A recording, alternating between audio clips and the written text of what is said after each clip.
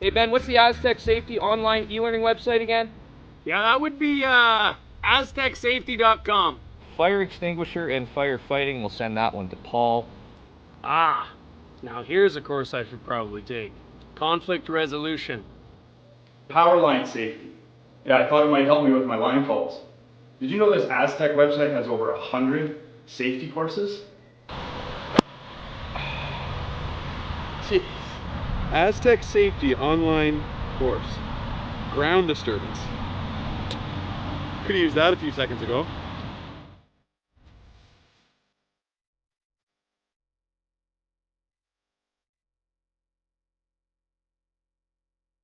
Welcome to the RockShop.net, the official store for the Grand Slam of curling. Whether you're looking for the best hats, stylish clothing, fun toys, or unique accessories, the Rock Shop has it all. Shop online anytime at the RockShop.net for exclusive Grand Slam of curling gear, or come see us in person at your next event. The RockShop.net, where fans find their favorite curling gear. Good morning, curling fans, and welcome to the first round of the playoffs here at the Aly Jenkins Memorial Mixed Doubles Bonspiel. We're coming to you live from Martensville, Saskatchewan, to see a riveting match between Perret and Rios versus Koana and Aoki. This is round one of the playoffs, so keep your eyes tuned to all four sheets as we work our way through the day. My name's Gord Copthorne. I'm coming to you with Rory. Oh, I got your name all mixed up because I'm saying way too much too fast. Rory McCusker. Nice. Nailed it. On a Sunday morning, so I get a little bit of a freebie on that one. All right. So, what do you think of the matches this morning, Rory? Well, this particular one, these could be the two best teams here. So it's always interesting to see a quarterfinal like that.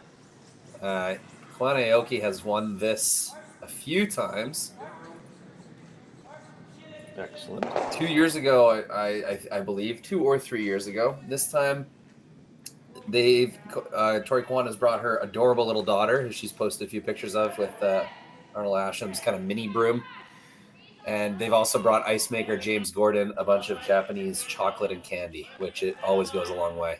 Okay, so they're using the cute factor and bribery to work things in their favor is what I'm hearing. Hey, anything for the win, right? Those are two pretty good moves, I'd say. We got a couple of other really good matches going on across the sheets as well. There's Walziak and Augustiniak versus Rameshlo and Dirksen.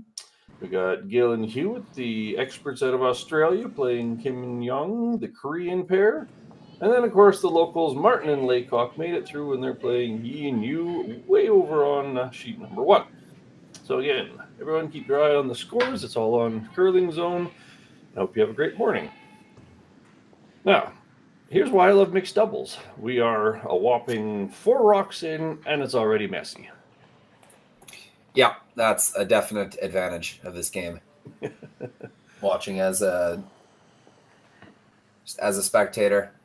They've also come a long way, these athletes. When I first started doing mixed doubles, they would often forget whose shot it was, who had hammer, at what point in the end or game they were in, and it made it kind of like tough to watch. But mixed doubles has been around for 8 or 9 years now.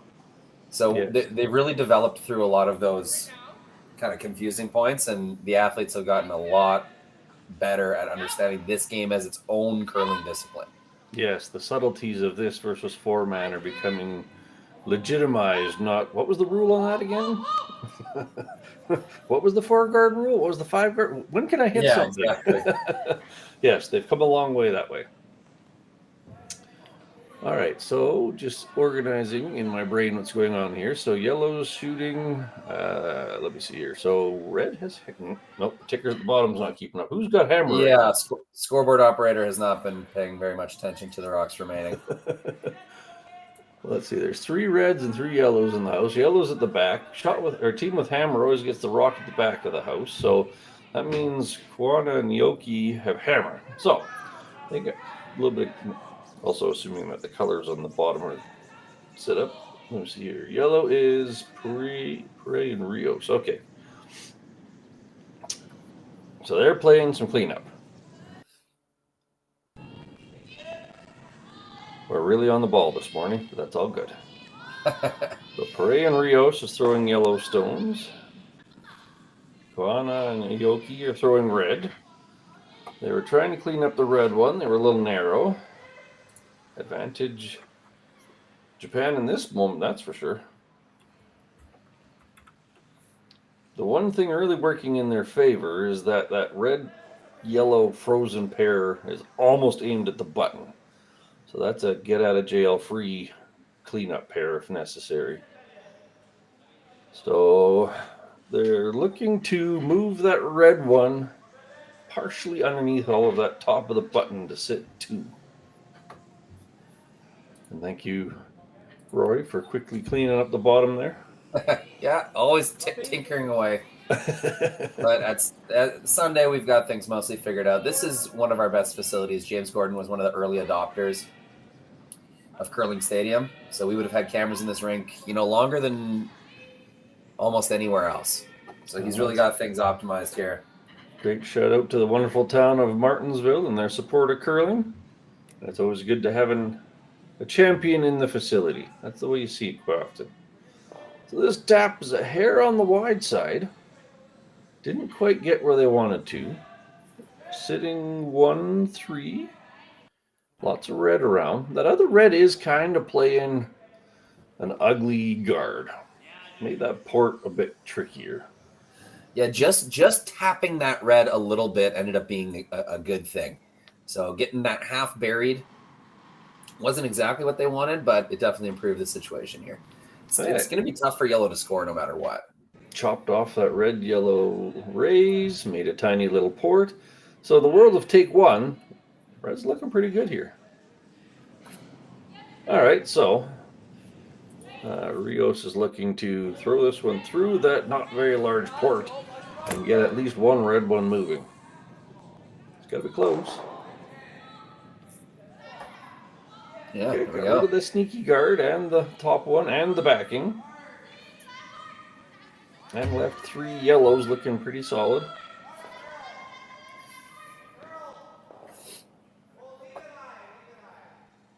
Now, how do you remove some yellow, protect your red, and possibly sit 2? That's kind of what they're thinking here. Yeah, the angles are now really good. So the yellow backer is now gone, so that red can go flying on the next shot. The double on the yellows jams into the red, so a good rearrange there. Might be forced to play something soft and keep some yellows in play at this point. And your statement right there is my favorite. In mixed doubles, you tend to either do soft weight board hack kind of hits or smash the hell out of it. I think that double just flat jams, so there's no reason to wail on this. So a controlled weight makes a lot of sense to me. Yeah, if you can keep your shooter sort of biting top 4 there, your risk of giving up 2 is kind of lower. They will have a crack at your red in the back of the button almost no matter what, though. It's going to be hard to take it all away. If you could remove this middle yellow, nudge the other center line yellow over even just an inch to change that line up a hair, then you'd be leaving them with less options. All right, let's see what Aoki has here. We're looking for probably in the range of 11.5. Just rearrange all the rocks. Make better angles.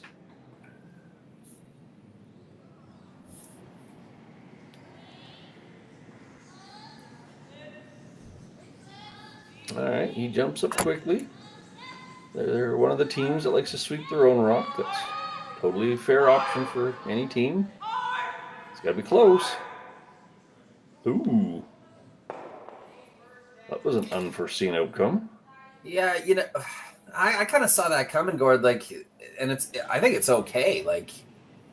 It's going to be tough to give up 2 because now on the next one, there's going to be some face of some yellow that you can either draw to or hit. Yellow's going to have to make a perfect freeze here to hide them both. Yeah, freeze your own, just a little bit of a line. To your point, it's going to be hard not to. I should phrase that differently. It should be pretty easy to get a yellow out no matter what. But it did go from a juicy looking steel chance to how do we only give up 2? Yeah. Very true. That red, yellow, red may come in handy. All right.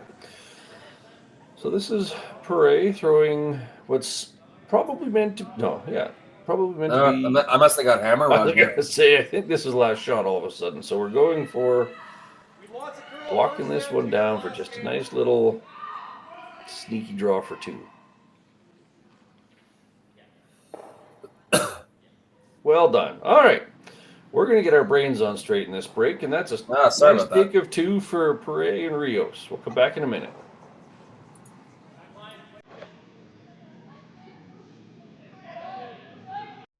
Hey Ben, what's the Aztec Safety online e-learning website again? Yeah, that would be aztecsafety.com. Fire extinguisher and firefighting, we'll send that one to Paul. Ah, now here's a course I should probably take. Conflict resolution. Power line safety. Yeah, I thought it might help me with my line calls. Did you know this Aztec website has over 100 safety courses? Jeez. Aztec Safety online course. Ground disturbance. Could have used that a few seconds ago.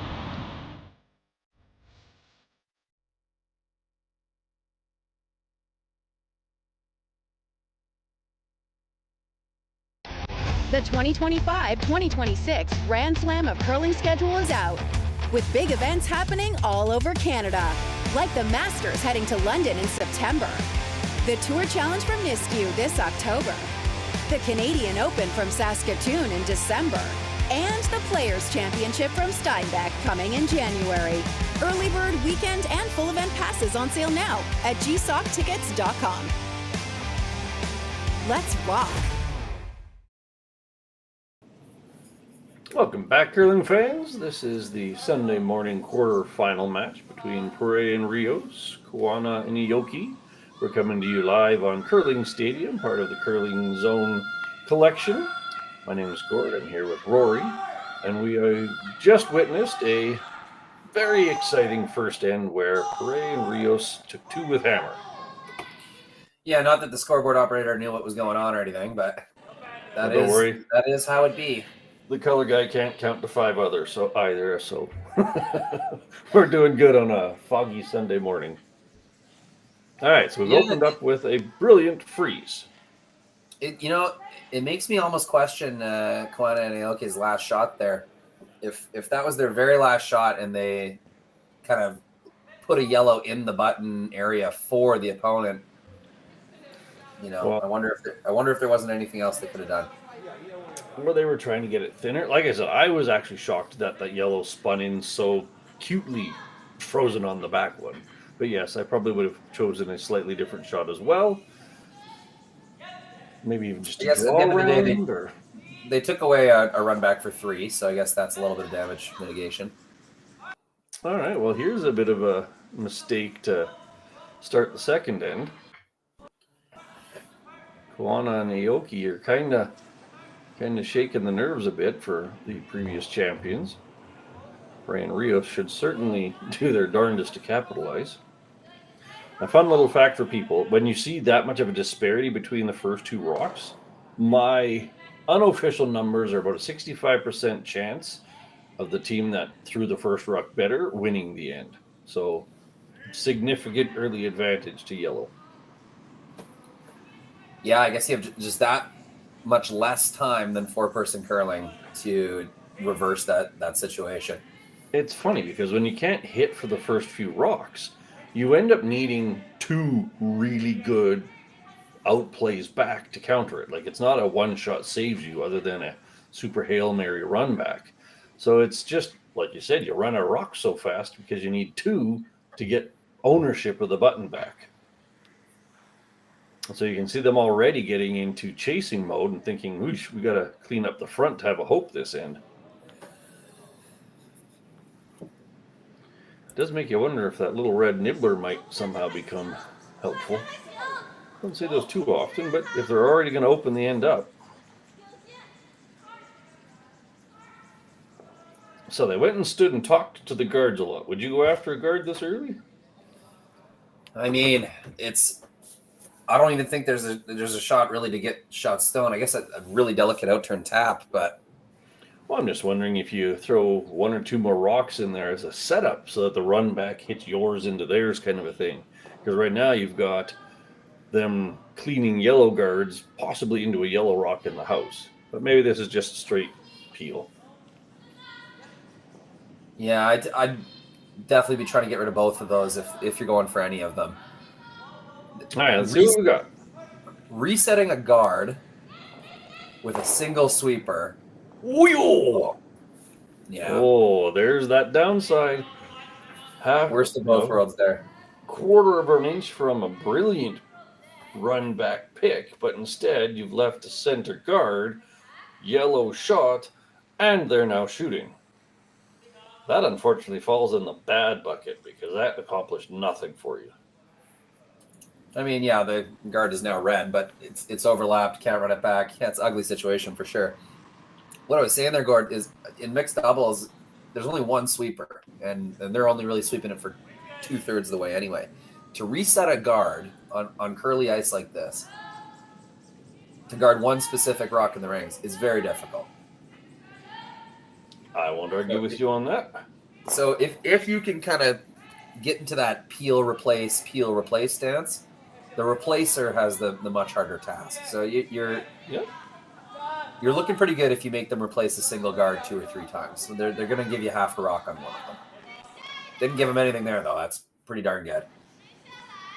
Now, here's an interesting one. Would you have preferred to be in second shot, frozen to your own, or do you like the separation making hitting harder? If they had a clear run back, separation's probably good. But since those are overlap, Gore, I guess you may as well be right down in there. That was my gut feeling. Freeze your own, nose, basically. Even a short tap, lock your back yellow onto the red.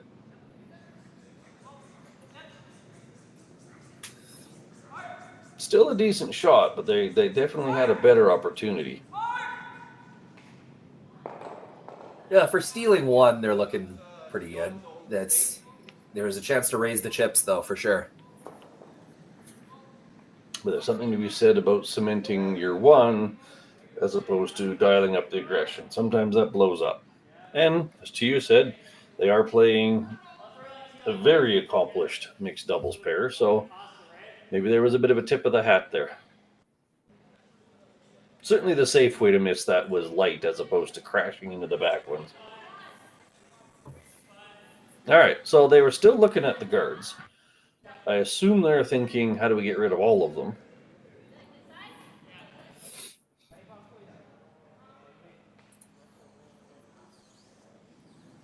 Yeah, and Tori can throw the big one, too. Certainly no shortage of weight coming down on that.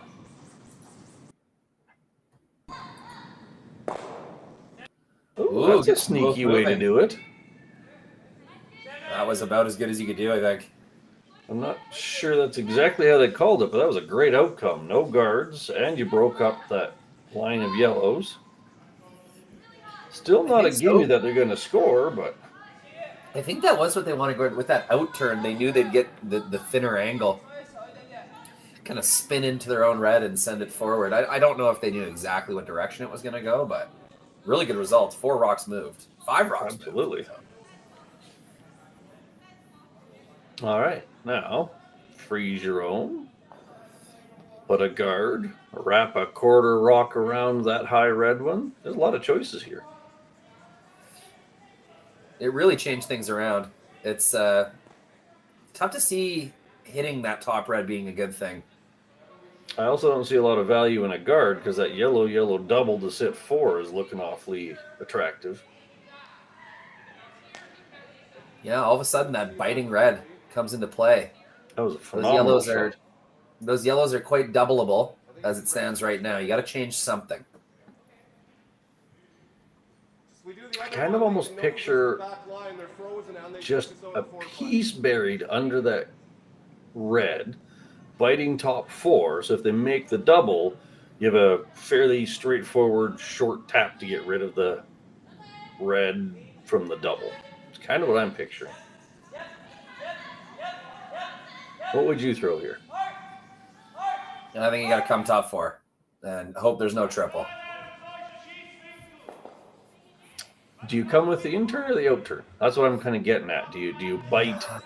Because I suppose if you bite the left side as we're looking at it over there, then it takes a lot of the double away.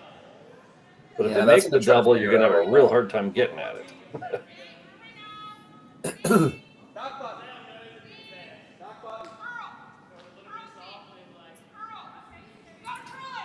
To your point, I can't see much success in removing reds. That would be a temptation. Get rid of a red and sit 1, 2, 4. Well, they're gonna have some kind of double no matter what, you'd think. So I gotta think like half top 4 on the out turn side makes both doubles tougher. Half top 4 on the in turn side, the reason I like that one is it makes it more playable for you on the next one if they make the double and they're sitting 2/3 buried. That back double's pretty flat, but I think it is there. Anyways, suffice to say, I think you need to bite the top 4 here. Yeah, this end really flipped on Perret Rios.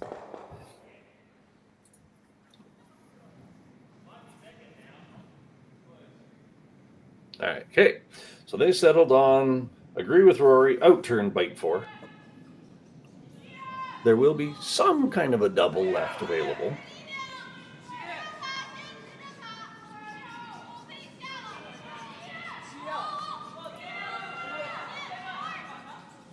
Martin trying to block this one, just got to get it by.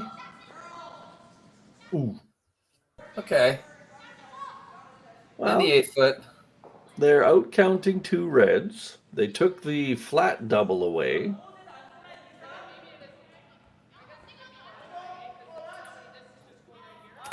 It doesn't scream purple to me.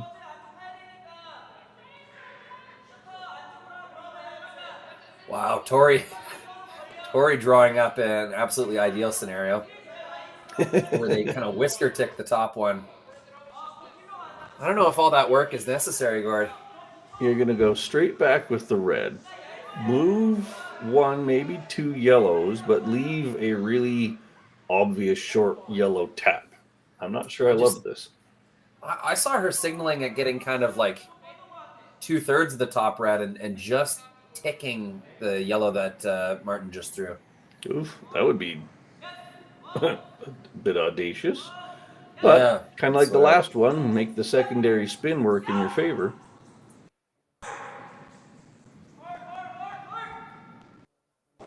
Well, they're definitely hitting the middle one. They're not doing it light. She kind of turned it over. Gone before she even threw it. Plan change.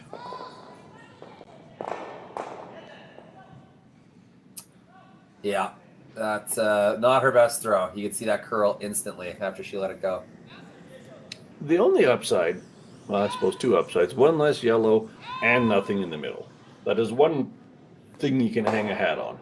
Yeah, and I guess a more natural double now down the middle. I guess it's pretty thin now. Weird little stuff. Yeah. For the brilliance of the last one, they didn't so much on that one. All right, so in the world of forcing them one, there's a lot of good options here. In the world of trying to steal one, you kind of have to just freeze to your own and hope for the best. Yeah, I mean, if you could just place these stones, I would almost like just tap that back button one about 2 feet, no triple.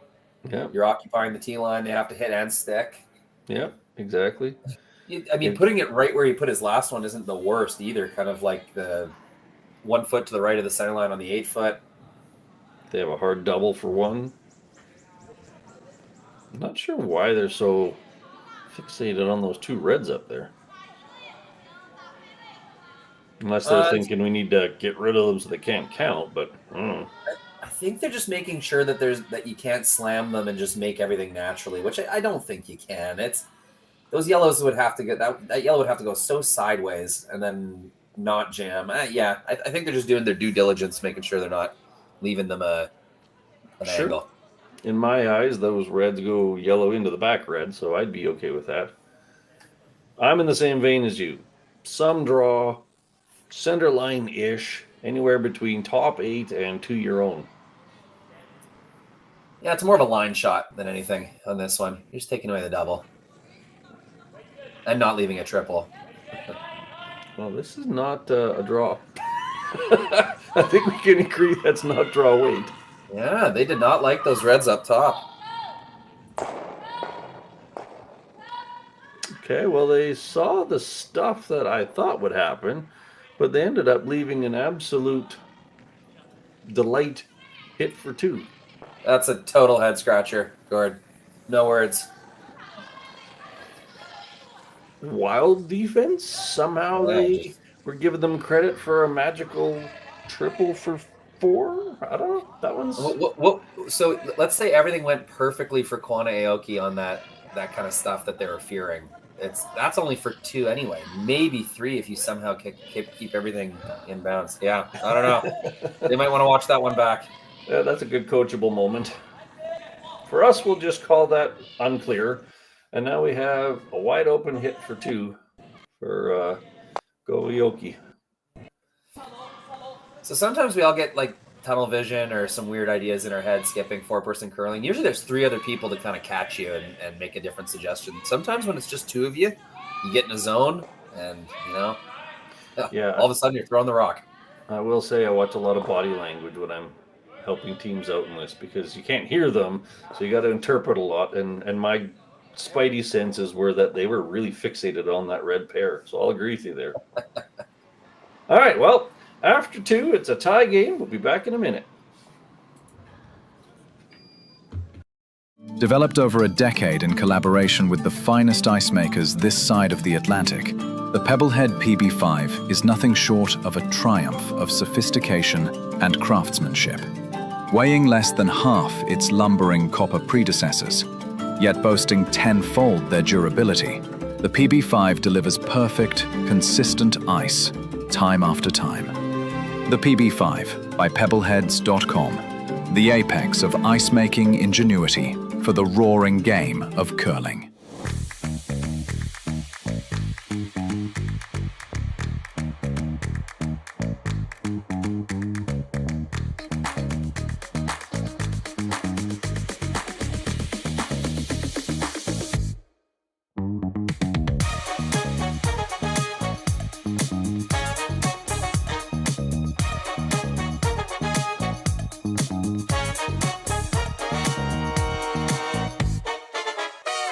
For over 20 years, the Sandra Schmirler Foundation has granted more than $9 million to hospitals across Canada for life-saving equipment for premature and critically ill babies. In the past 4 years alone, $4 million has been granted thanks to the curling community's incredible generosity. The need continues year-round, and with your help, we can ensure every baby has the chance to grow up and become a champion, just like Sandra. Hello again, curling fans, and welcome to Martensville, Saskatchewan, quarterfinal match at the Aly Jenkins Memorial Mixed Doubles Bonspiel. We've got 2 ends in the bag. It's 2-2 in kind of a roller coaster match. What's your thoughts so far, Rory? Yeah, roller coaster's right. We've had 2 really interesting in-house scenarios to watch so far. That last end. The kind of fixation that Perret Rios had on that outside, what we thought was irrelevant. Feels like they threw a stone away and really wasted an opportunity. But, tie game anyhow. If that was their goal. If their goal was definitely no worse than tied, they succeeded. Opening stone's kind of where they wanted them to be. So we've already got our nice little 4-foot mess. And this is what I tend to call mixed doubles. A battle of angles. Taps, clunks, and angle management for usually the first 4 to 5 thrown rocks. So this is a more typical setup, I agree. So now they're just going to go in there and jiggle things a little bit more. Tori with the gentle outturn, considering she threw, 3 peel weights last end. It's a bit of a reset.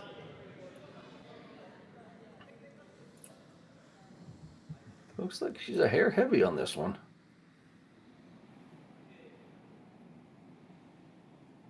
Well, we're going to get some rearranging. Wow, really lucky that grinded in there. You don't typically freeze your own, but hey, that's a lot better than where it was looking like it was going. So now, Perret and Rios have hammer. So generally speaking, people with hammer want the rocks spread out a little bit. So I'm kind of picturing enough to unlock those back 2 and maybe roll a bit off. What are you thinking? Well, it's the more on the high side you hit this, the more it sticks in the middle. So you got to make a decision. Are you going to prioritize the shooter rolling to the wing, or are you going to prioritize kicking the red out? I think you got to get as close to nose to this as possible, just for the sake of getting that red out of a relevant position.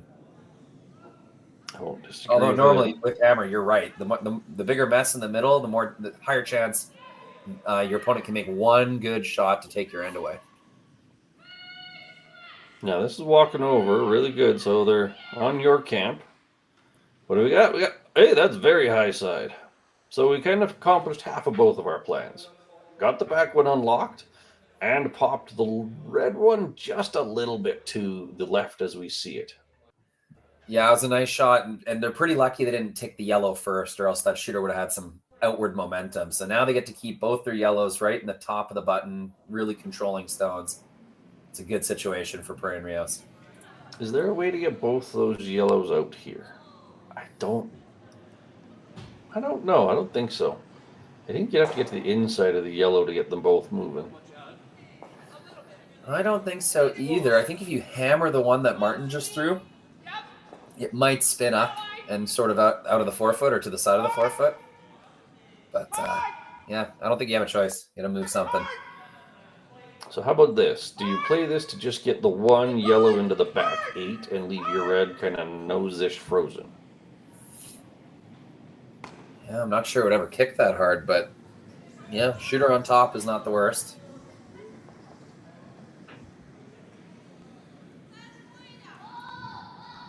Well, here we go. She's beat me out of the hack. There she goes. Okay, we're certainly moving a yellow.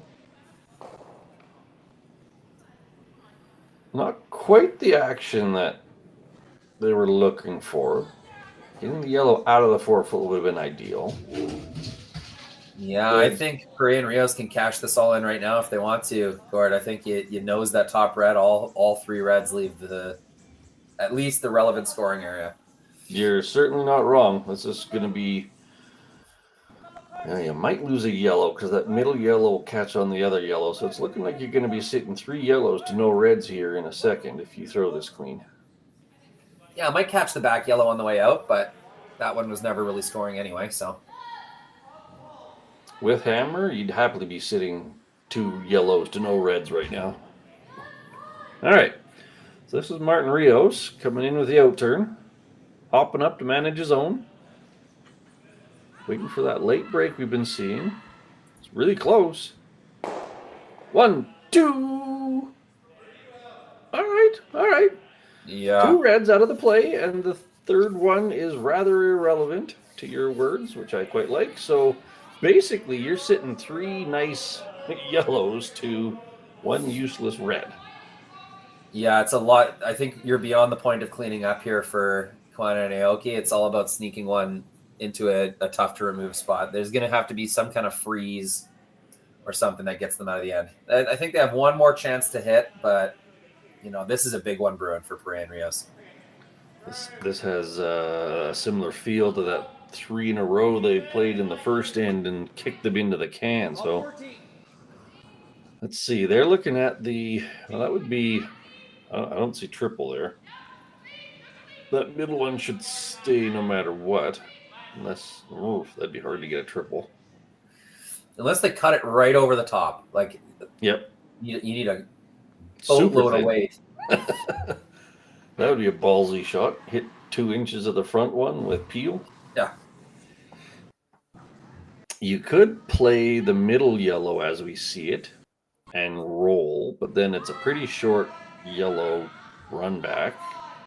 Yeah, I mean, what I'd be looking at is making just the straight double on the one on the tee line and the back yellow, leaving your red kind of snuggled over towards the frozen scenario. So if they ever wanted to roll inside, it would jam.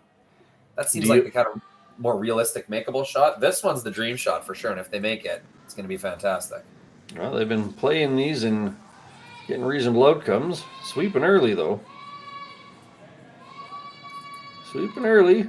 Woo! Well, that's 2 yellows in the corner.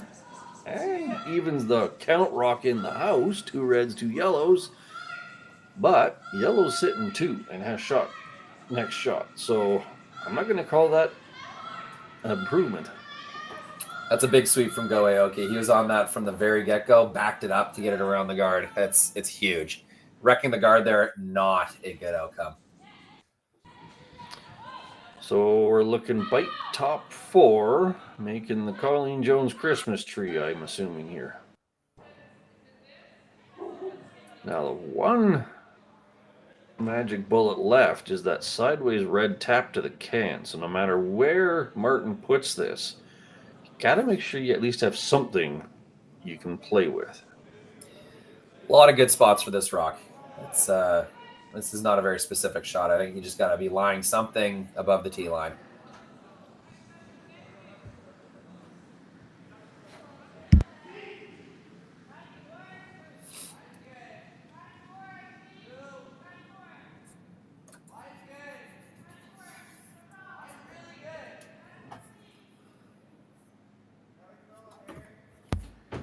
That's a great shot. That's a great shot. It also takes most of the red tap away. You could push it to the back of the button, but you've got lots of yellow promotions. Kind of looking like Aoki's going to have to throw a Hail Mary freeze here. Yeah, it's all about not giving up 3 right now. So if he freezes that one, if you make it perfect, you get second shot. And there won't be a really easy way to get rid of it. Even if you don't throw it perfectly, it could be hard to get a second yellow in there. Like even if you were slightly outside frozen and maybe on the measure you are sitting 3rd, it's hard for Perret and Rios to get another one in there. So as long as you freeze it well enough that you can't just smash it. Because unfortunately that hitting rock would probably be still the 3rd point. Anyways, to your point, this has to be a really well thrown freeze. Yeah, it's got to get there. You can't tap it too far. You can't leave it short. There's only one way to make it.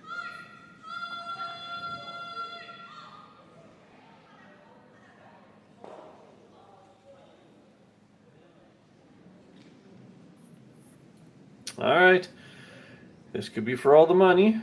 Throw an intern, draw a freeze. Aoki on the throw, Koana on the sweep. Just keeping it clean, so it's got to be close. Oh, Go is saying, let me in here. Got to hold the line. Go for it. Got to Don't hold the want to line. clack the top one. Nice sweep. Just Nicely barely gets done. there. I think it's second shot guard. I would say it's second. So that brings us up to looking at that angle slash. But you'd be hard pressed to keep the yellow. So this is a slash for 2. Oh, if you do it just right, you can keep the yellow. But if you get it anywhere high, it'll spin down. And I'm not sure where the red shooter is going to stay. I think it's just high enough in the forefoot that it plants pretty good. You're right, it will spin, but you just got to manage your weight here. Don't throw any more than normal. Because that red one could also spin down into the forefoot. You could actually get a double.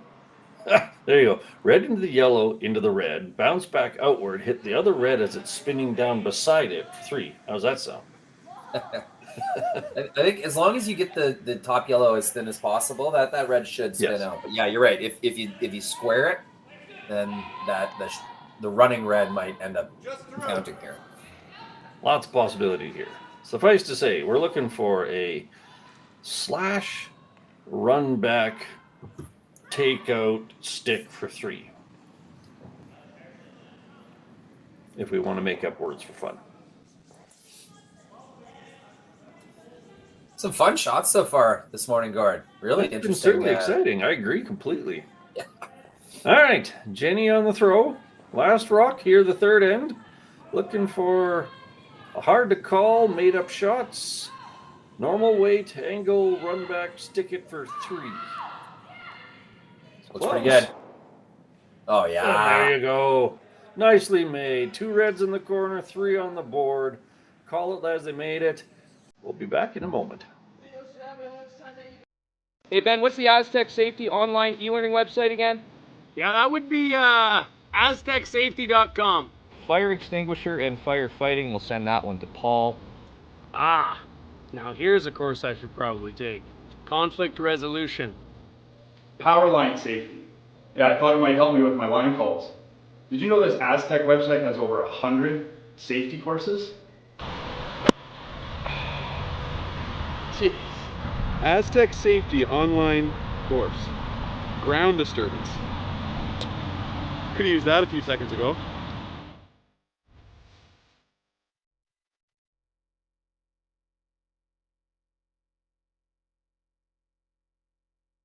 Developed over a decade in collaboration with the finest ice makers this side of the Atlantic, the Pebblehead PB5 is nothing short of a triumph of sophistication and craftsmanship. Weighing less than half its lumbering copper predecessors, yet boasting tenfold their durability, the PB5 delivers perfect, consistent ice, time after time. The PB5 by pebbleheads.com, the apex of ice-making ingenuity for the roaring game of... Welcome back, everybody. This is going in end number... Whoa, what do we got going on here?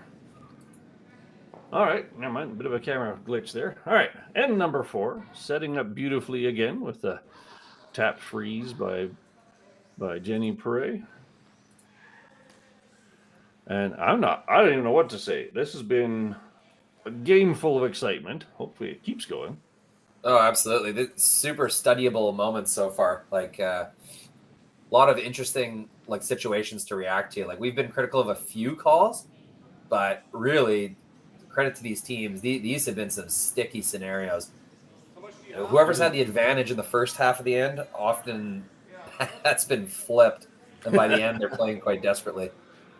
It is the kind of game a coach might put on a board and tell their team to watch, because it's been lots of choices. Ooh, well, that didn't work out very well at all. Yeah, it's the ultimate sin, coming deep and leaving a pocket, especially when you have hammer. It's not what you're looking for. That's a little kiss of death freeze. So now that red doesn't need to go anywhere for a while. So you're looking to get on the inside of that red one so that anything hit, red goes, yellow stays. The back yellow is protected. So any single shot could be 0 or 120 score. Like, it's wildly goofy misses and phenomenal shots. This one's walking over nicely. Oh, nice spot.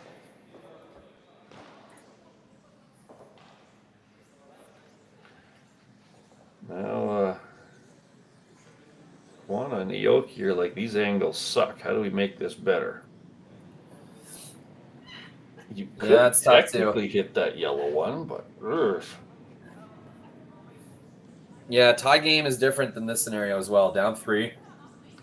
You can't just peel the guard or run the guard and play defensively and hope you have a chance for one. It's you already are in got to score multiples zone. You could just plunk that yellow enough to move rocks around. Wouldn't be terrible if you pushed the red one, call it back 8. Then red would be frozen on the yellow, aimed at the other yellow. So that would be, yeah, just kind of there with like backline hack. What do you think of that? Yeah, it's gonna leave yellow line 2 undercover, and the rest of the end is gonna be a battle just to get access to it. So that's the only downside to that. But I guess I don't see what else you do. You could just shred them, like just throw a bomb and hit half the yellow, let everything go. But it'll open the door for yellow to just make a better one in the top 4, and then you're kind of in the same situation, maybe even worse. It's not looking good right now. And to your point, they're behind. Rule number 1, when you're behind, try not to hit things. Junk is your friend. At the same time, it's only the 4th end. Panic isn't necessary. So I don't know, I think this little jostle is your only choice, even though it's a bit of a risk.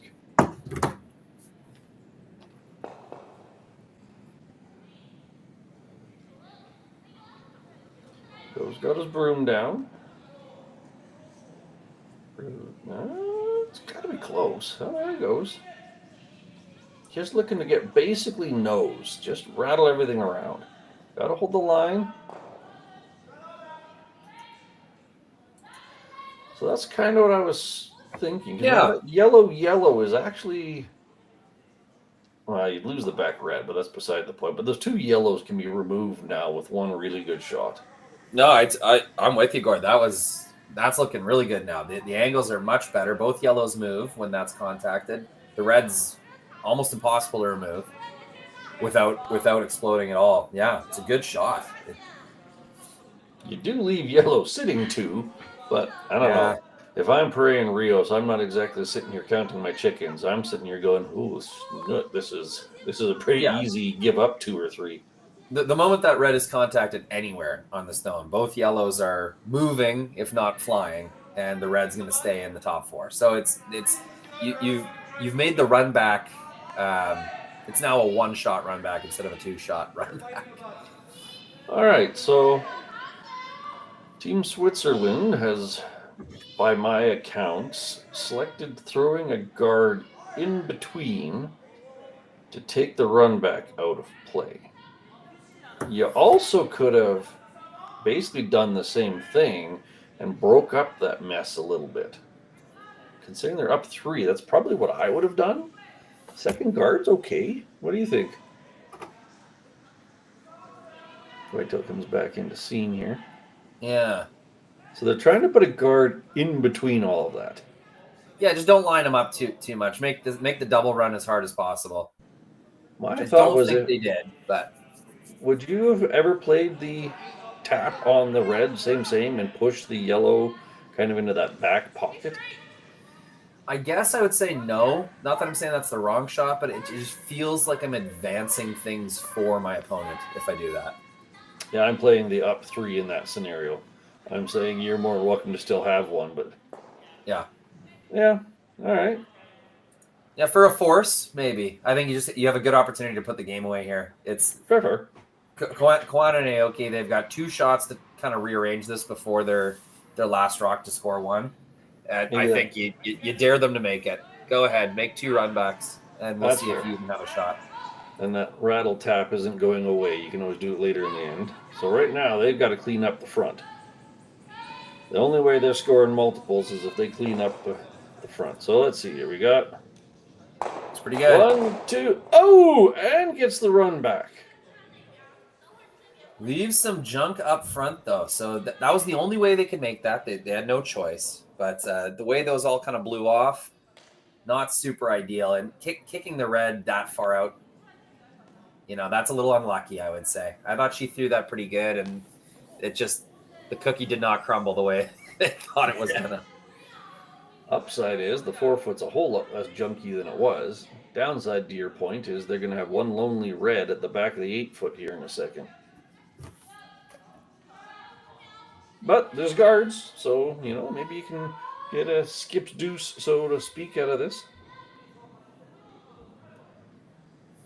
Rios is just looking to get rid of that outside red one.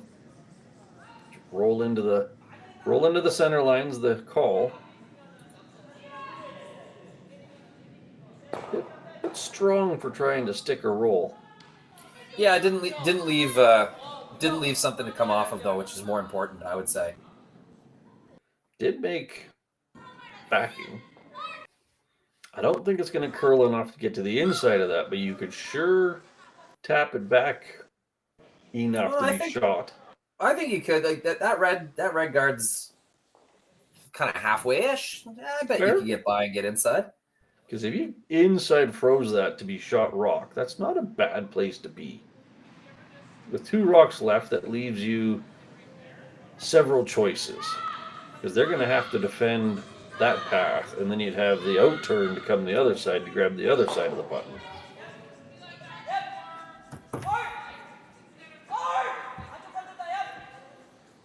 All right. Well, like I said, this has been a game of wild and crazy. It's kind of the wild, wild west of curling going right now. We've seen brilliant freezes and excellent explosions, and now we're going for another freeze again.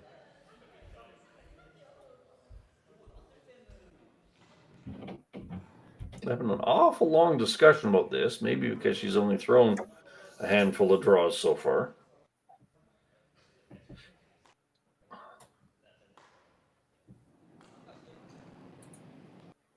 All right, Terry looking to just weld this one onto that rock in the 4-foot. Line back 4. Got a long way to go. The weight must be close.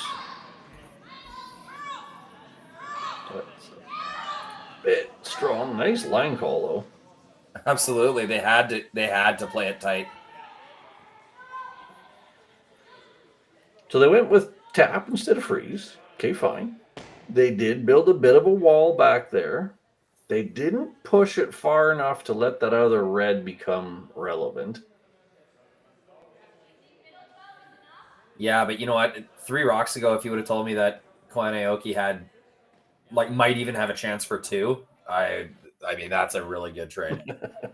I do not disagree. Just saying, if that rock had slid a rock farther and they're sitting 1 and 3, that changes the pressure on Perret and Rios. Now they're kind of saying, you know what, they're only sitting 1, likely can only get 2. We can play a trickier shot. So they're looking to tap this one back. I don't know about this. Is there anything wrong with just kind of nibbling the button on the outturn side? Not sure how they get 2 if you do that. If you did outturn draw to nibble the button, as long as they can't tap you, like that same shot basically they threw. Because you got to be basically biting this T line to outcount the other one. So then you only got to bump it up. I don't even know if you need to count it though, Gord. Like just make it so there's no room to openly draw for 2. Yeah. I see what you're saying. Like even if you're just nibbling the button so that they have no shot for the second, give them 1. It's a good 4th shot. Like, even when you make this, they're still going to have a shot to score. And this is, like, way tougher. Oh, yeah. I'm not going to disagree with you. I would be perfectly happy with drawing top 4. This is certainly the harder way to get your rock into the top 4.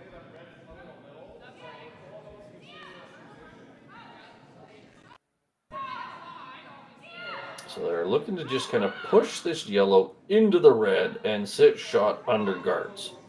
It's pretty darn close. Oh, yeah. What a shot. That is money, but they didn't actually end up shot. So this is now that force you were just talking about.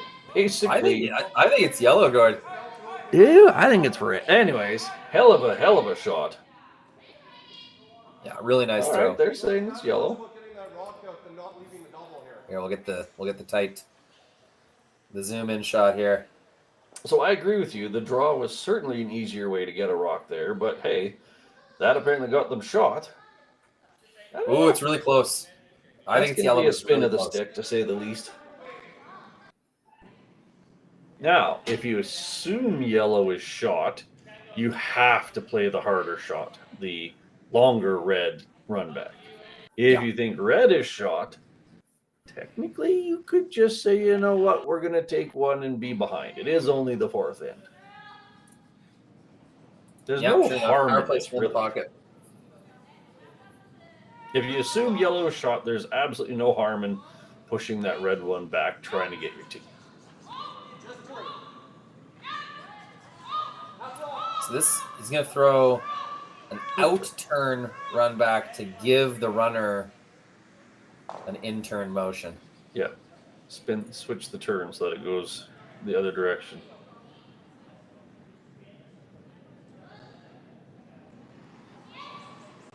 It's close. Really close. I think they left it just a little too long. They overdid it. Ah. Okay, well. Roll the dice and got craps. All right. One on the board. We're down 5-3 after 4 ends. We'll be back in a minute. For over 20 years, the Sandra Schmirler Foundation has granted more than $9 million to hospitals across Canada for life-saving equipment for premature and critically ill babies. In the past 4 years alone, $4 million has been granted thanks to the curling community's incredible generosity. The need continues year-round, and with your help, we can ensure every baby has the chance to grow up and become a champion, just like Sandra.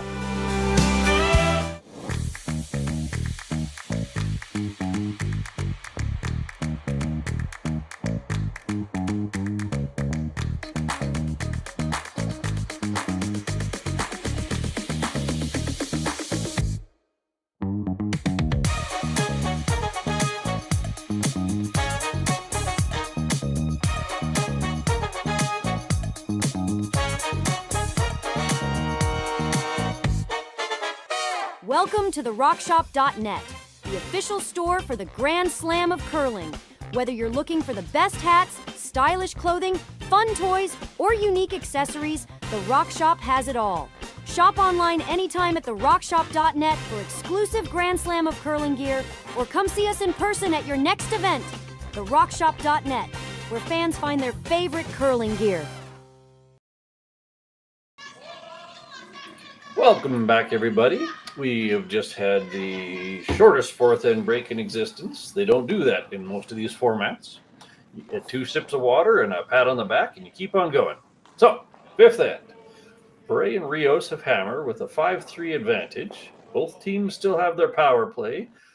And as Rory and I were just discussing, this game has been wild swings left, right, and center. So who knows what's going to happen.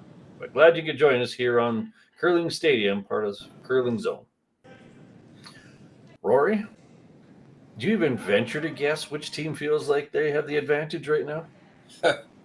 Well, yeah, I guess the scoreboard's showing 2 points up for Perret and Rios, and we definitely have seen Tori Koana throwing much more desperation shots. So I guess you got to give the advantage to Perret and Rios. But all 4 ends so far have been just wild and wacky. There's been so many crazy situations and shot calls that you just don't normally see more than a few of in a game. We've already had 5 or 6 ourselves. No, for sure. And even here we've got kind of a quirky little unexpected mistake. Perret and Rios were looking to go into the 4-foot, and they just kind of clunked the side of what I would have called a terrible first shot by Koana and Aoki. I tend to call anything mostly buried under a center guard, but not in the 4-foot, the Bermuda Triangle. Those are generally really useless rocks. They are a second guard, but they still manage to run into it. So what do I know? Now, momentum swings a little bit again the other way. Terry has a chance to rearrange, push theirs down into a better spot.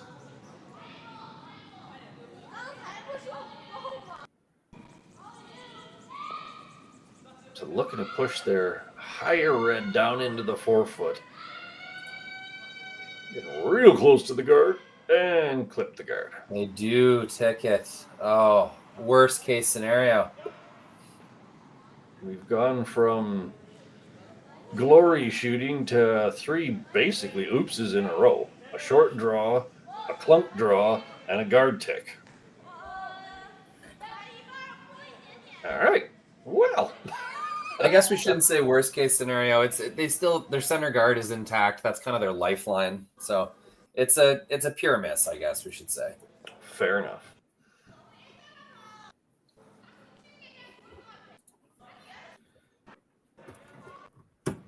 So if I have hammer and I'm up, I'm thinking that red one is the danger rock. I kind of like the yellow split, which kicks the red one out. I'm not against moving the yellow one through the port the other way and rolling off to the side somewhere.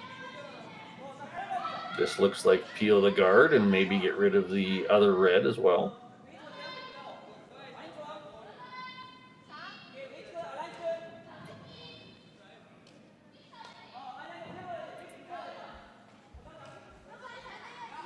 To your point, that's the lifeline.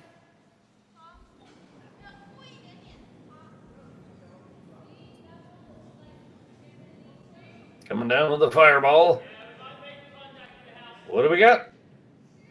Ooh, just a skinny little peel. But guard gone. Yeah, it's a 2-up whiff kind of call. Just advance the game forward. You have the advantage. Don't let anything crazy happen. Now we've got a plethora of choices. They didn't like the guard. Do you put the guard back? Do you tap freeze and let them smash things in house? Where do you go with this? It just depends how aggressive you want to get this end. I feel like replacing a center guard is not the wrong choice. It's kind of where my brain's sitting. Certainly for a rock or two.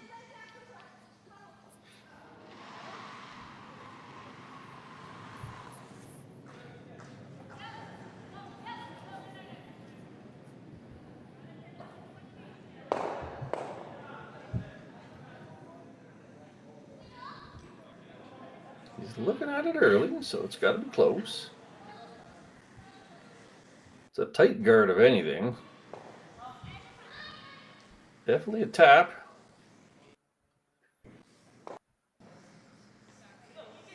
Ooh, so close to a perfect tap freeze. Yeah, definitely. That Left was the just higher enough risk to shot, be- but sorry, we were saying. I think there's a fairly risk-free double. One red's going no matter what. Well, and you get your rock in the control zone. Even if you lose the back yellow one, you're not going to be too sad about that. Yeah, I don't think you have to throw a bomb here either. Like, control normalish, keep your rock in the 8 foot, and then it's just kind of like, can Koana and Aoki hide 2 red rocks? If not, they're giving up 2 or 3. This doesn't scream control ice. That's not a very controlled slide either. And to that point, he seems to be a bit inside. Ooh, he's losing his yellow one. Okay, not the worst. Sitting 2-3. It's a very lonely red. You could very easy just... I don't like that call. I'm not sure I would double the 2 yellows. I guess if you're just trying to force one, but... Yeah, Tori Koana's got hit brain big time. She's always seeing a hit to solve her problems. It's an interesting team. They're also the only Asham curlers of any of the Japanese players that I know of. They have their own identity, this Koana Aoki team. I know Tori used to skip her own 4-person team, and they did fairly well. But for the last few years, at least, this is the only time I've seen her in international competition. Wearing those Asham shoes and throwing bombs all game long. Now, I'm not against hitting the lower yellow with a little bit of weight to tuck under a piece of the other yellow. But I'm thinking like hack. As long as you don't make that yellow one a obvious double or something like that. So you gotta either push it just a little bit or push it quite a bit. But to truly move both yellows, I'm not a fan of. Personally, I think a freeze right in between those 2 yellows is also a really good shot. Yeah. Didn't even think of that. If you froze it right in that imaginary top 12 pocket, what does yellow have? Just smash it.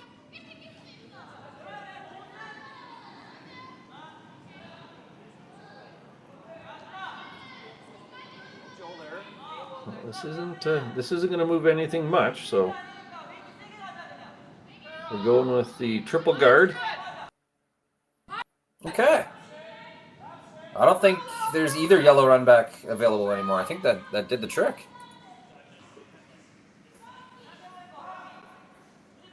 Which brings us to, well, just smash it.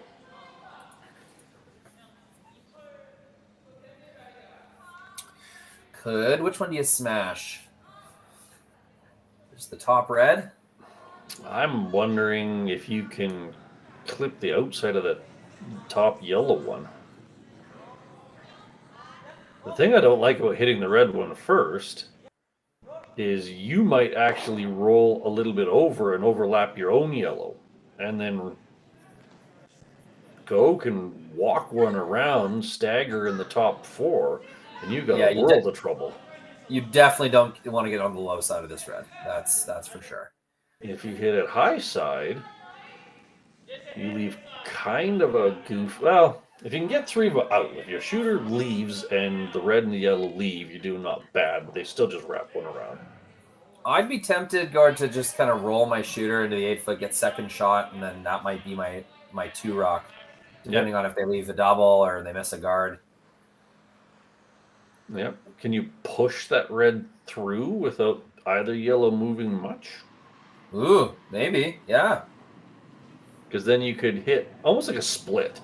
Hit a thick, I'll call it a 3/4 of the red. To your point, your shooter rolls to the outer 8-foot. You'd have 2 yellows to play with. So they'd have to do the exact same shot again.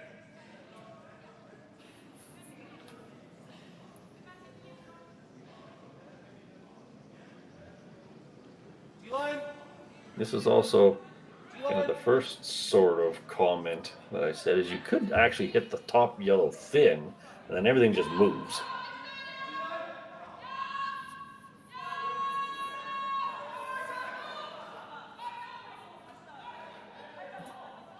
I guess the question is, do you want the front clear, or do you just want that red one gone?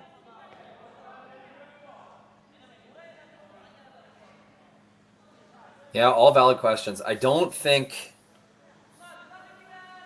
you can get the red out clean. It's hitting that bottom yellow, I think, no matter what. Because it might if you get it thin, it's gonna come off that one that Martin's got his broom tapping. And I think it splits off yellows no matter what. You might actually call that good though. Could you imagine you hit the red, you just clip the bottom yellow, and that yellow and your shooter both roll over to the outer 8-foot, and that red one kind of skitters through far enough that it doesn't matter. Okay, I'm going to break all rules of cinematography here. Let's get a better look at this straight on. That overlap is so scary to me. So are they going to try to tap this straight forward, this yellow? Yeah. Don't love that. Well, he's definitely not throwing cannonball weight, so he's just rearranging or going around. Technically, you could just go around it. We didn't even talk about the to heck with it, just be shot. He's sweeping it for curl. So I think they're just trying to kiss that one down. Yeah, I don't know. I don't know about that. Yeah, it was not high on my list. Do they just draw? Well, there's your icy hit first. But do they just draw to try to tuck a corner under that lower yellow? Absolutely. I think it's out turn draw to the 4-foot all day. I mean, you might leave a double, but you're down 2 without. I think you got to put that kind of pressure on, try to steal here.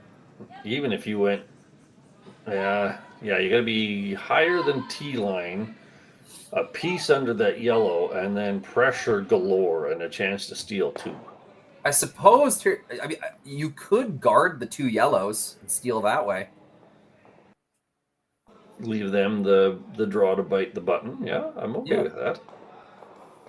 I don't like this plan. This is what I call a backwards guard. Draw behind the other one so that they can't remove it. I just feel like this overlap in the top of the house is helping you if you're red. There's no need to rearrange it. There's your thought. Guard the yellow pair.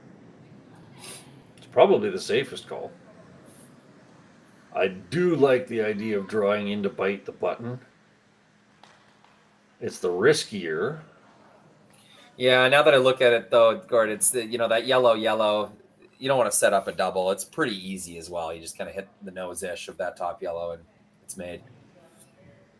Yeah, that's why I'm kind of picturing just biting a part of the forefoot to make that just spin out. But to your point, then the guard is the much easier steal of one. All right, last rock from the Japanese team here. Tori on the sweep. Make that go on the sweep. Not heavy. Looking for a guard in front of that yellow pair. Got to work it over a little bit. Plenty of curl on this sheet, so they're fine there. Got the line, got the guard. Took it away. It really does feel like steal one right now. I don't see much other than the out-turn draw to try to get more button.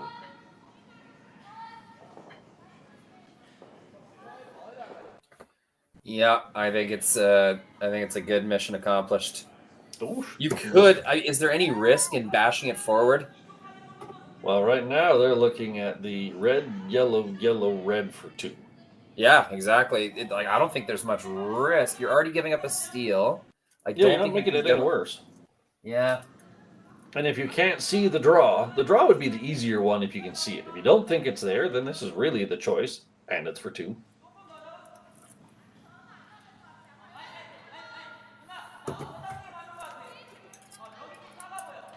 All right, so we're going for the triple raise takeout for 2. Because I can't see the top one sticking around for the third. Yeah, it's kind of a why not thing for me. Why not? It's probably easier than trying to nibble the side of the button with one sweeper. All right. Ooh, not very much weight. Oh, they just have an artful way of making us not know what they're doing. All right, We're going for the red, yellow tap to the can. It's a little thin. That's a steal of one on the board for red. 5-4 after 5. Be right back. Hey Ben, what's the Aztec Safety online e-learning website again? Yeah, that would be aztecsafety.com. Fire extinguisher and firefighting, we'll send that one to Paul. Ah, now here's a course I should probably take. Conflict resolution. Power line safety. Yeah, I thought it might help me with my line calls.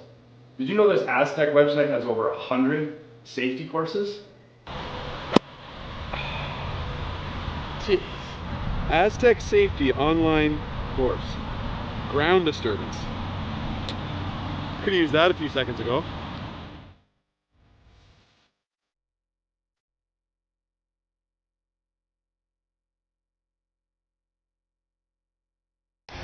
The 2025-2026 Grand Slam of Curling schedule is out, with big events happening all over Canada, like the Masters heading to London in September, the Tour Challenge from Nisku this October, the Canadian Open from Saskatchewan in December, and the Players' Championship from Steinbeck coming in January.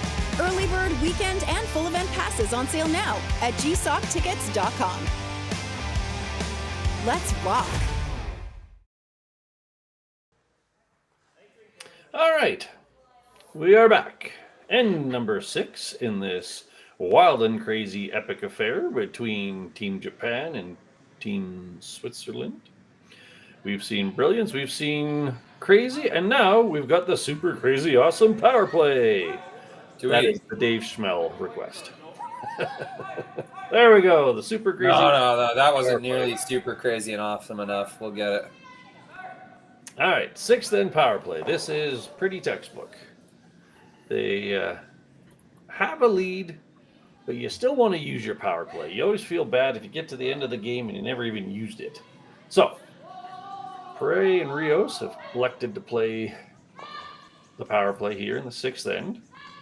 Now, what I find fascinating is it's only a 1-point game, but they are still technically behind, so the textbook answer would be a centerline guard there. However, that is an absolutely brilliant chop off of that corner guard. Gord, I got your very own power play graphic. You ready for it? Oh, wait, there you go. The pretty textbook power play. Haha! We've got the textbook power play. I love it. Keep that graphic. Because you're going to have the pretty textbook follow-on power play in number 7. We have the technology. This is all customizable.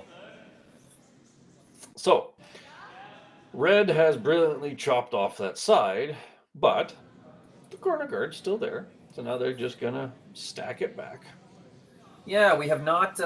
We did not see the bump shot, which you see so often in a power play, and it worked out. Look at that, Red's shot under the wing. It's going to pretty effectively neutralize that scoring opportunity for them. That's pretty much always the way that plays out. If you do make that small tap freezy thing for one, it's so hard to get the second one in there to be more shot. So we've got this side capped off. So we see Koana Aoki, they're looking at throwing a low corner, which I'm pretty surprised by. I'm just not sure what danger they see. Like, what do they have to protect from? That yellow onto red, it's jamming into the other yellow all day, and if they may make that run back, there's going to be something open to hit. I don't know. What do you think, Gord? I think this is possibly a waste of a rock. It seems like it, and the risk, this early in the end, the risk of this rock becoming a beneficial guard for your opponent's pretty high, I would say. So, my stance is when you're playing against a power play, you aren't trying to score unless you have to. Like, you're not trying to steal unless you absolutely have to. For sure. So you should be looking at this as force. You're sitting 1, so why group the rocks over there? In my book, I would either go down the middle or more preferentially way over to the other side, just split the house. Yeah, absolutely. T-line, kind of 8-foot, biting 4-foot-ish. It's my instinct, but this is very defensive call. I don't, because now they can actually just draw underneath all of it if they really want. Oh, there you go. That just feels like another corner guard to me. Yeah, yep. That's not what I would have done, because now they're gonna try to wrap this underneath all of it and make basically, what would that be, 4 guards. Yeah, I think if they'd have drawn the other side of the house and sat 2, it would have been a much scarier proposition for Perret and Rios. I'm with you. I look at that as, hey, thanks for another corner guard. Anyways, that's in the past. So we're looking to get shot rock at least partially buried under this collection of guards. Ideally above T-line, but objective number 1 is shot rock. Whee! Or clunk.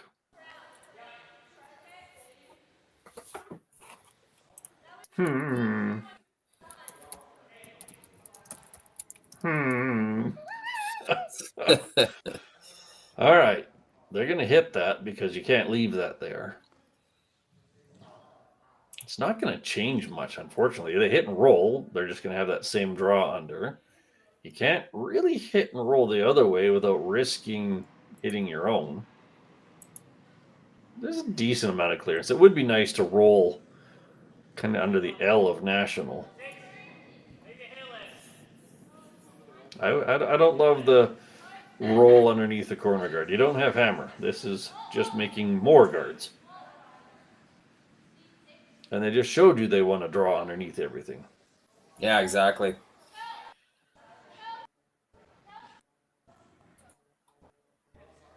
All right. Well, the call is hit and roll corner freezed on the other yellow. That's that hit brain of Tori Koana's. Oh, I like hitting. I just don't like the direction they're trying to roll. Yeah, if you take it to the open side, it's it's Perret and Rios that have to do the hard work and rolling it all the way back over to the corner.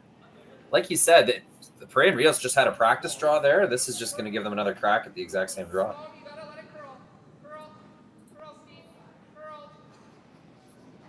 All right, they're thinking about it. Like either that camera's a little bit frozen or they're having a very in-depth conversation.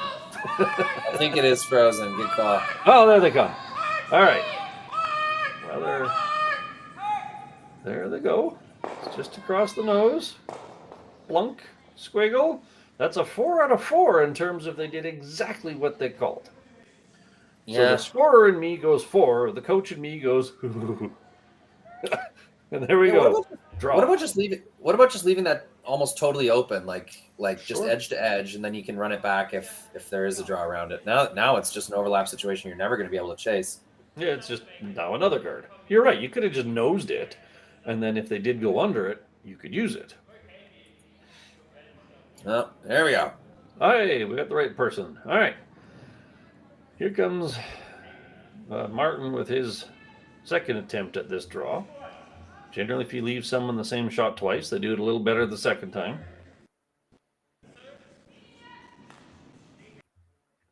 Looking to hold the curl. He's around the front one and getting really close to the second one.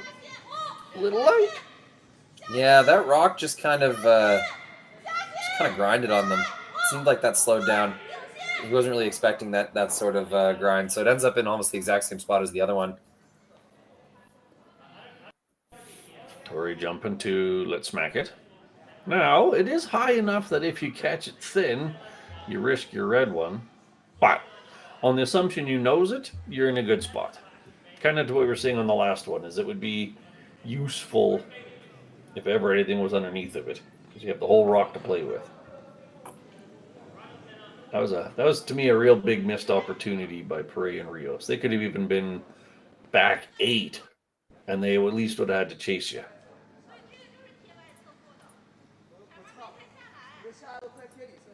All right, looking for a nose hit.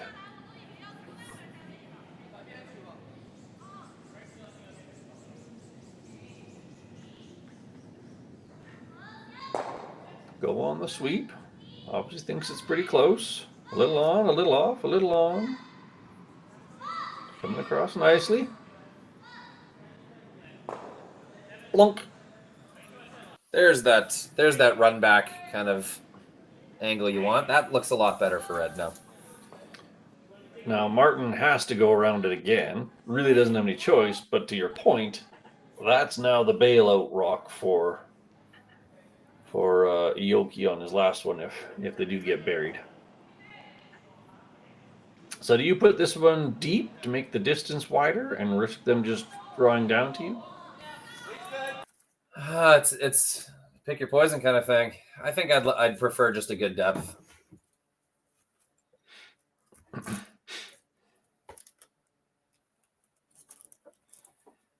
All right, attempt number 3 on this outside in draw. Sorry, inside out draw. Get my direction straight, dum-dum. He's squeaking it by. That was a really nice draw. Piece of paper between them. It is over enough that it's almost hard to get all the way across. It's there. The potential that guard impedes Aoki. Geez, I feel like a tap freeze is just more natural. I know that they're thinking hit and they've seen the spot a few times. There's nothing wrong with that call. It just makes it harder to score one even if they throw a nice little tap freeze. Is there any chance that the red kisses the other red if they hit it thin and just spins down?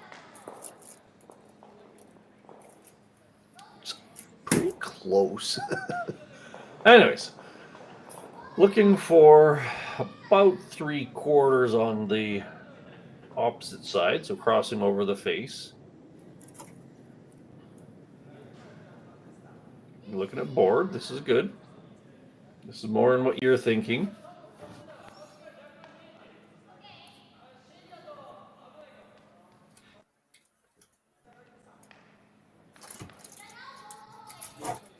They are certainly very good at communicating.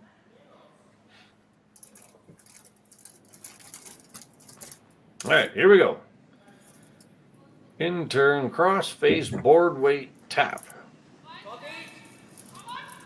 You make it sound so easy, Gord. Well, it's always easy to say it. It's got to be close. Got to walk a little bit. Got to walk a little bit. It's close. Nicely done. And gets the little flop under. Yeah, nice throw, nice sweep. Go Aoki. Big shot. That leaves red sitting 2. Nothing but draw the 4-foot. So despite what I would call a weird selection of calls down that side, Koana and Aoki have certainly come out on the advantage after that exchange, and now Perret and Rios are forced to just draw the can for 1.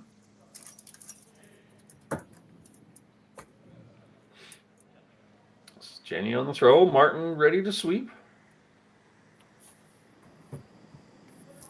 You don't generally feel bad when you got the whole 4-foot to hit. But you sure would have loved a 2 when you were playing the pretty textbook power play. Yeah, that did not go to the textbook plan. Well, in all fairness, they did miss pretty much all, 2 out of 3 attempts to draw under the corner guard. Yeah.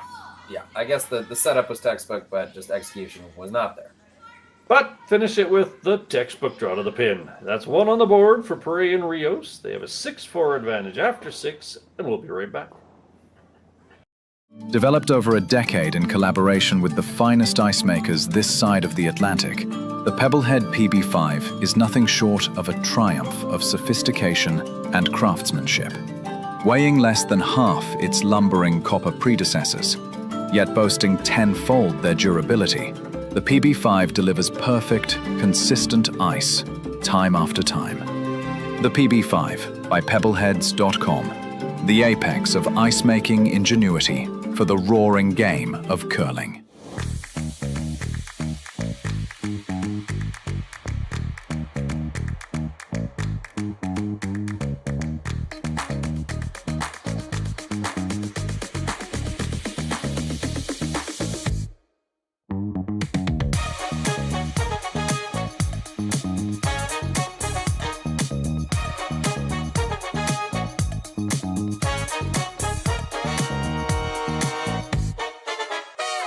For over 20 years, the Sandra Schmirler Foundation has granted more than $9 million to hospitals across Canada for life-saving equipment for premature and critically ill babies. In the past 4 years alone, $4 million has been granted thanks to the curling community's incredible generosity. The need continues year-round, and with your help, we can ensure every baby has the chance to grow up and become a champion, just like Sandra.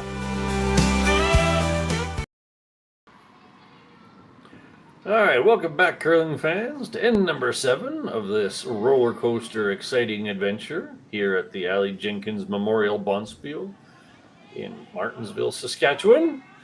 And as expected, we now see we are behind 7th and fairly textbook counter power play. All right. More to the point, they are down to power play is exactly what this was designed for. By the designers of this game, you are down to you should be able to at least tie the game here and make the 8th end super exciting. Once again, we did not see the reverse split or the push or the bump on the first one. Instead, they played the chop shot. Their chop was not quite as good. So now we see the exact opposite. Red is hitting 2, and the counter is unfortunately lost in between them. Up 2 coming home, or up 2 without, I always coach the split. What would you have done? Yeah, we almost have like a total reverse of the last end's power play. I just love it when people chip that guard out of the way. But to each their own. I wonder if that's maybe more of a Canadian shot. I don't know. If you don't practice it, you don't throw it. But we see it a lot. I'm actually I can't remember the last time I've seen 2 power plays in the same game where that shot was not even attempted. Mm-hmm. All right. Well, frozen up. There we go. Give it a wiggle. Give it a jiggle. Yeah. And Martin's being asked to stick with his ever so favorite inside-out draw. Ooh, not a good rearrange. Worse. Yeah, not a good trade there. So now they are definitely fourth. That yellow is just screaming hit and roll. To your point, Tori does love a good hit. Going to be hard to sit 3, but you don't need to. You could be sitting 2 with a pretty good cluster of stuff.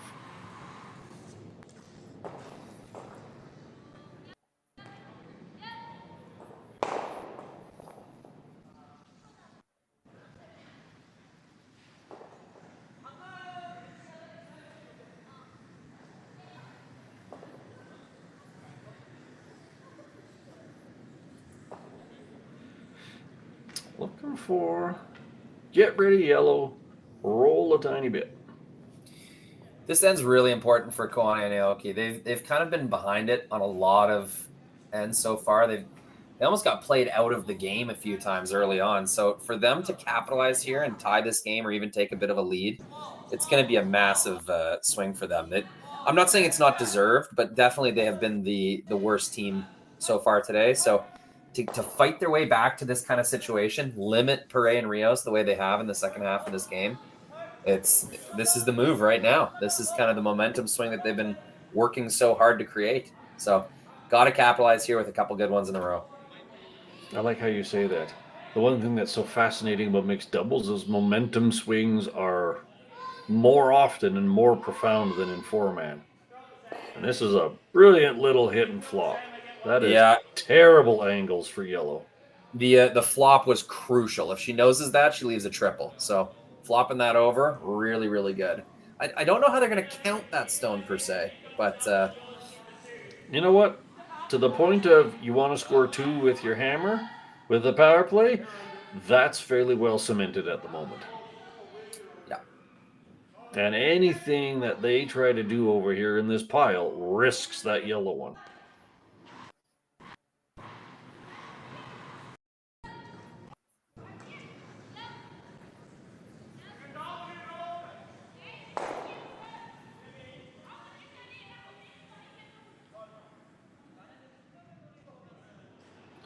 I'm not entirely sure what their ideal here is. Looking to move some reds one way or the other.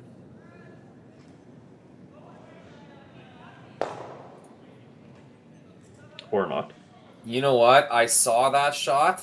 I could not believe my eyes. I didn't think they were playing that. You would have had to catch it so perfectly. It would have doubled the reds, but I don't know. Maybe that first red sticks around in the rings.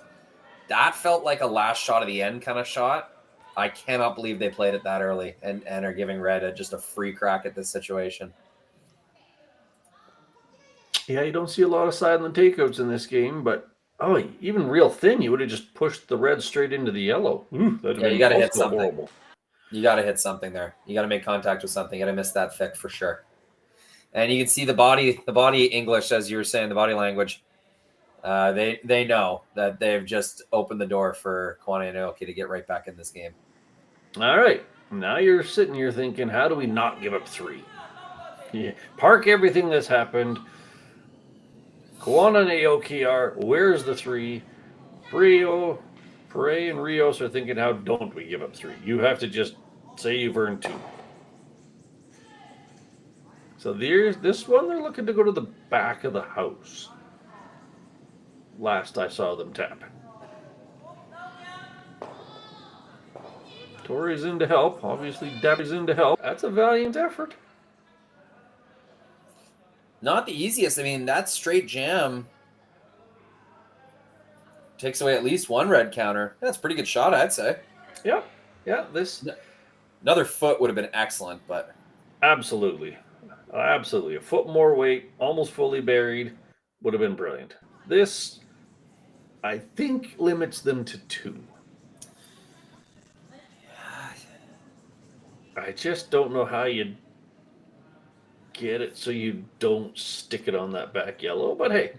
Go's kind of in the way right now. I think if you get it as thick as possible, Gord, I think it'll chunk off and roll to the back 12. But it's you really got to paper your red for that to happen. All right, well, that's clearly the shot. Call it I would assume they're going to do it with about board weight because they need their shooter to stick, most importantly.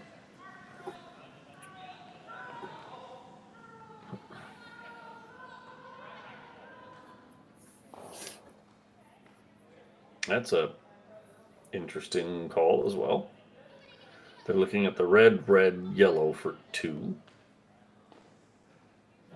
The risk being the second red kicking over into what's currently third shot red. That seems unnecessarily difficult when you have effectively a wide open hit. Well, not wide open hit, but a obvious just hit. Hit what you can see and you're scoring 2, possibly 3.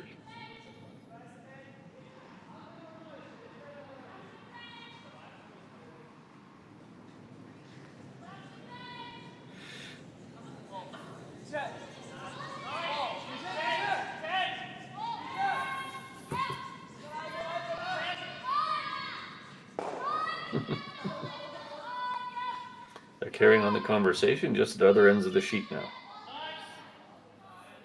All right, shot of the game right here. This could be for all the marbles.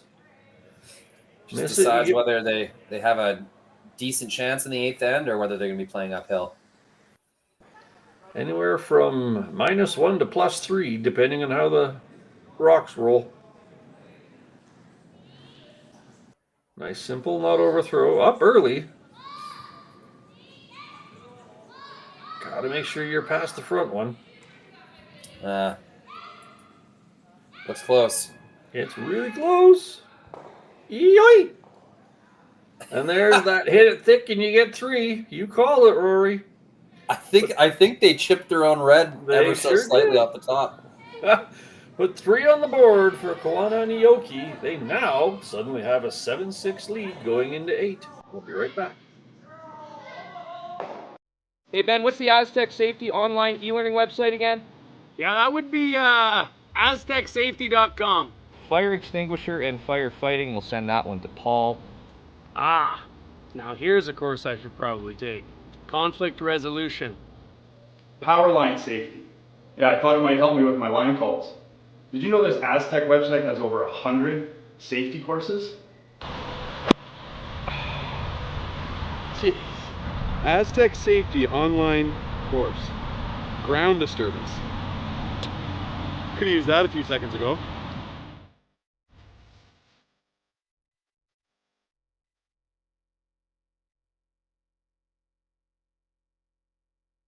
Developed over a decade in collaboration with the finest ice makers this side of the Atlantic, the Pebblehead PB5 is nothing short of a triumph of sophistication and craftsmanship.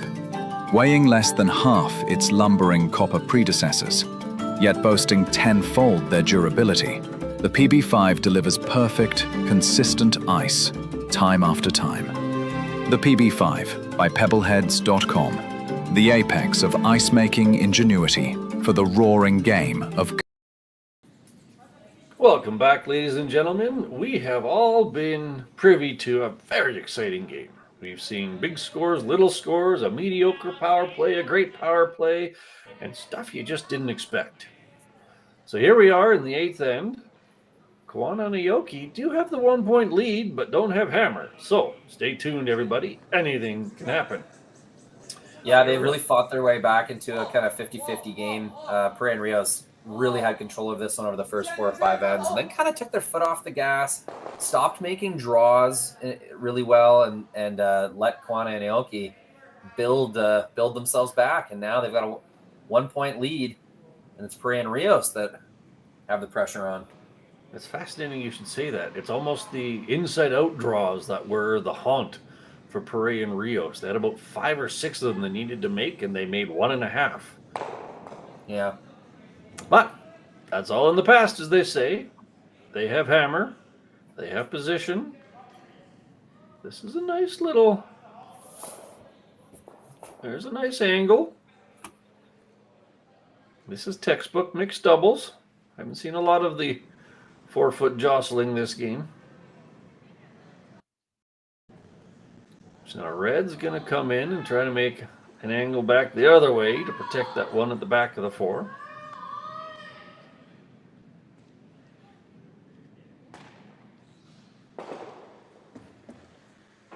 We haven't even really had a chance to look at the other sheets. This has been such a exciting roller coaster. Yeah. Quarterfinal action out on Martensville. A lot of good games, I'm sure. I'm interested in the Dirksen game. That's a junior curler out of Martensville.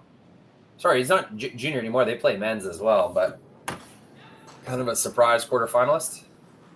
So I certainly encourage everybody to take a peek at Curl Zone, maybe even watch a broadcast or a stream of anything else going on. If they've been as exciting as this game, we got 7-6, 7-7, 3-3. Great matches all across the rink. All right, so we're looking for creating the corner freeze back the other direction. Getting a little high on it.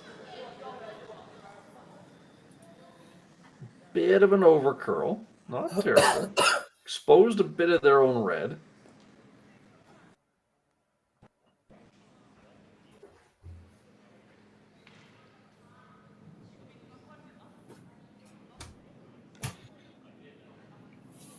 So they can freeze the back red. They could technically pick out the back red, possibly lose their yellow, but that's not the critical rock right now.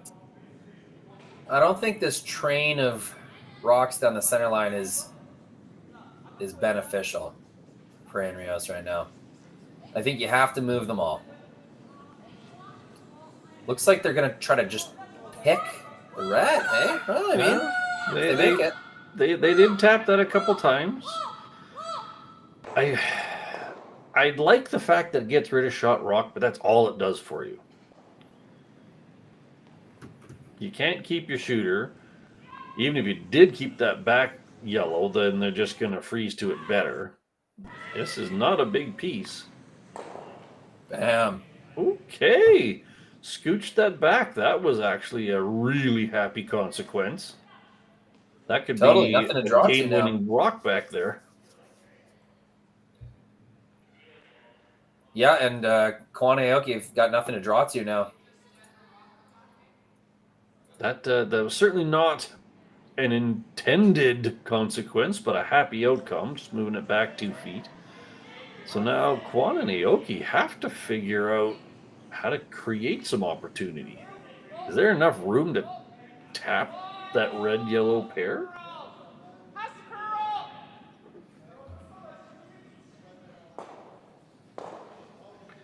You can't see enough of the yellow to really play on it. Drawing behind it wouldn't be a particularly great choice. So it kind of feels like you have to rattle those around a bit. What do you think, Rory? Yeah, you got to keep attacking the middle. I feel like you can curl enough to tap your own red right now and just set up another red train kind of thing. I don't think there's any happiness on the button area right now.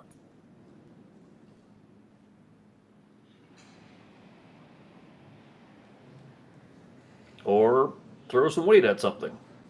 Yeah, I don't know. Getting rid of your own center guard without hammer. Straight back, bang, bang, bang.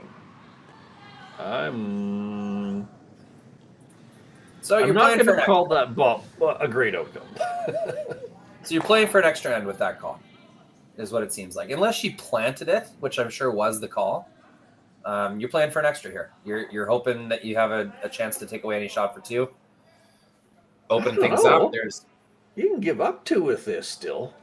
Oh, I know. For sure you can. Yep. Like, if I have hammer and I have a rock at the back house and one up over in the edge and for sure one reasonably high center guard, I'm thinking I can win this. Totally. Koana and Aoki are going to have 2 shots at a double. As long as you keep your rocks in the 8-foot, I mean, you're going to win the game that way. Once again, somewhat at a loss for the fact that they played the run back there. But hey, They almost made it. Where is this going to... Ooh. A little casual on that one. That was a bit of a dainty roll. They're not even looking at the double. Makes her previous shot all the more confusing to me, but I don't disagree. Maybe they're just saying nothing matters but the forefoot. You got a center guard. But that yellow one's now possibly a slash savior.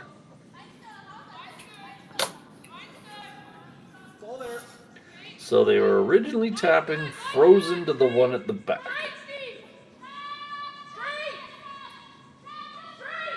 I suppose if it's a perfect freeze, they have to hit it. The shooter will roll out. Then you can hit the front one, and now the force is definitely on. I suppose that could be the sequence they're picturing. That said, you freeze this, they may just freeze back.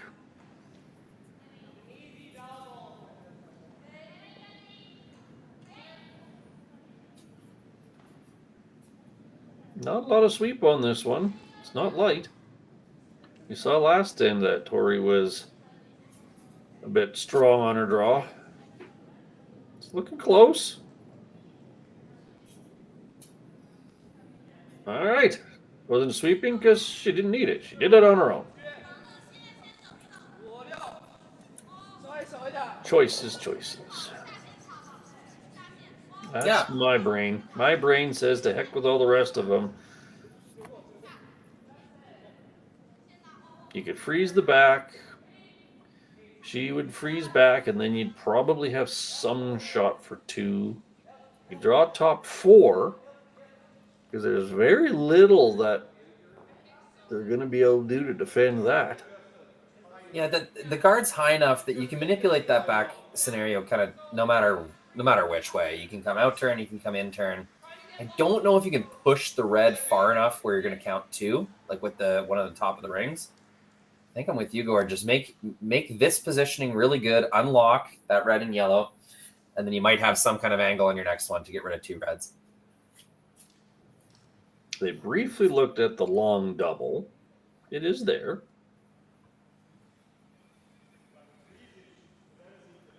Yeah, I'm kind of in the mindset of play at those back two and maximize your chance for scoring two.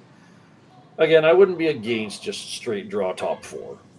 That would be hard to defend, but that kind of puts you more in the camp of being forced. All right, so we're looking for out turn jiggle shot. Ideally, you get the red at least into the 12-foot. Key, be shot.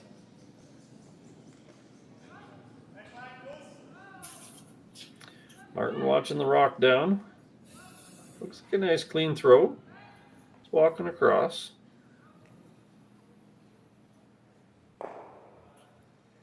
Nice shot. Yep. Pretty good. Making the reverse freeze is always more challenging because it's that middle rock is the one that stays put. The front and the back ones are usually the easier ones to get rid of. So this is a tough one. Well, and that yellow up in the top 8 is always going to be an outshot. Like that might be how you score your two, no matter how well this freeze is thrown. Yeah. Could be bashed. Yeah, advantage yellow. But that said, no choice but to freeze and cross your fingers. Yeah, could leave this like sort of just nibbling top four shot rock up there as well. But they'll sweep to get this to the back.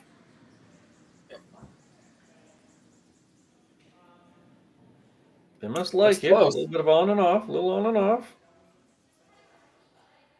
Hold the line. That is not bad. They showed them the right side of it, that's for sure. Correct. 3/4 buried. Shot rock. This was always there. and the angles change so that that middle yellow one doesn't actually go anywhere. So the key is to plant this into the red. Yeah.